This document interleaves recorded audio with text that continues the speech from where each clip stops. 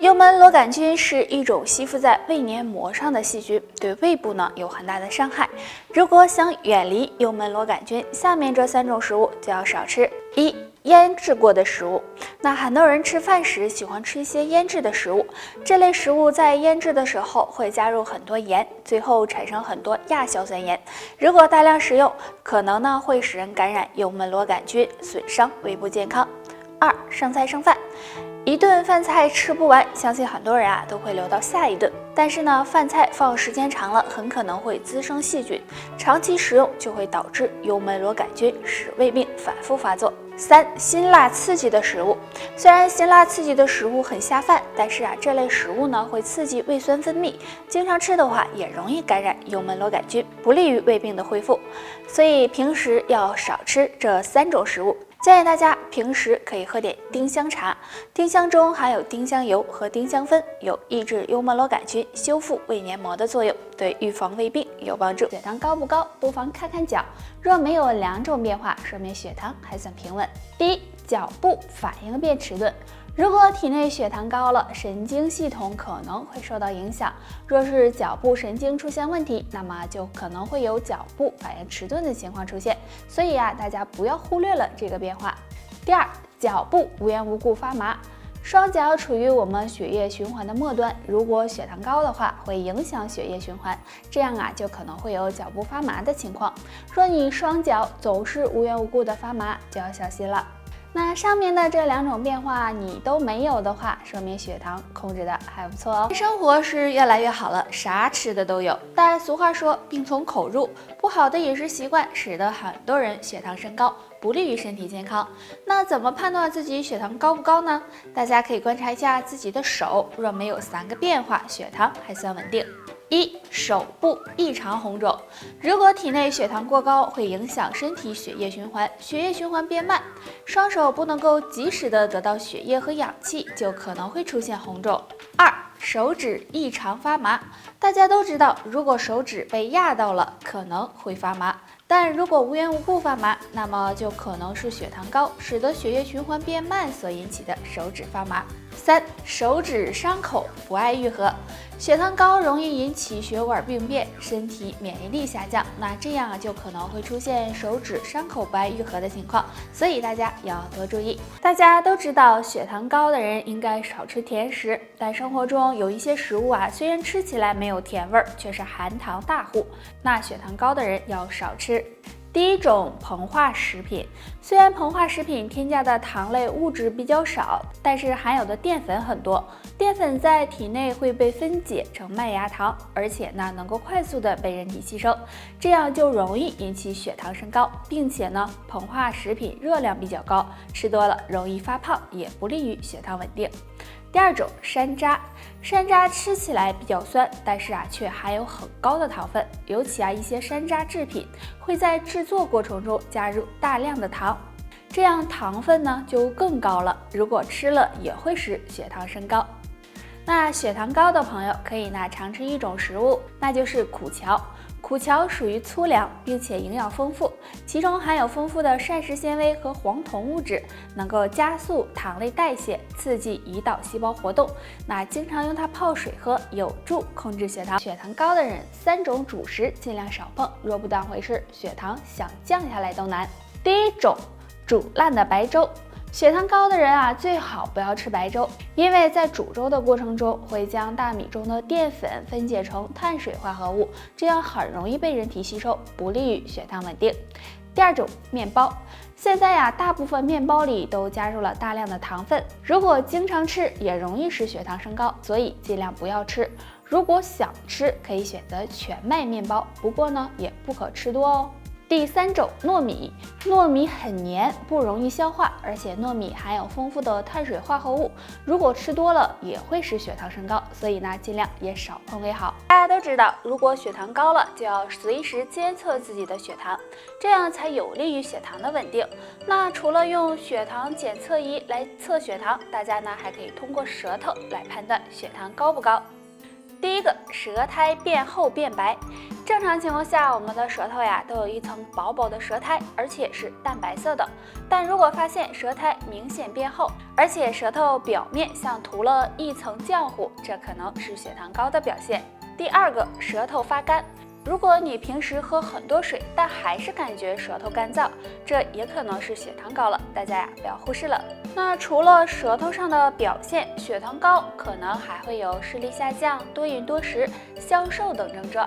那血糖高的人可以常用蒲公英根或者苦荞茶泡水喝，能够帮助稳定血糖值。血糖高是常见的一种现象。如果不好好控制的话，很可能会导致糖尿病。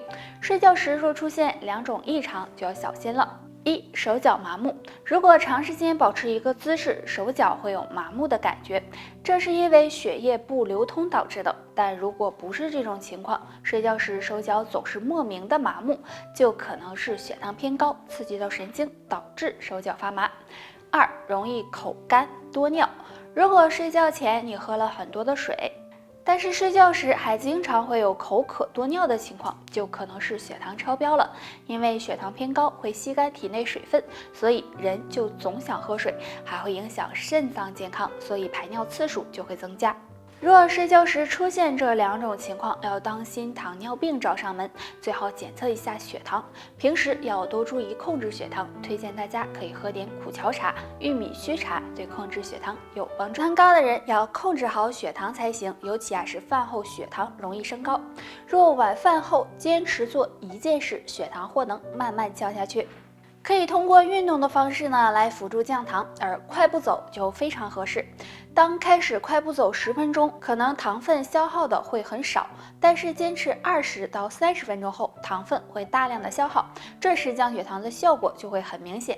但如果超过40分钟，这时运动量过大，尽管有降血糖的效果，但也不如30分钟的好。所以晚饭后进行20到30分钟快步走，能很好的帮助控制血糖。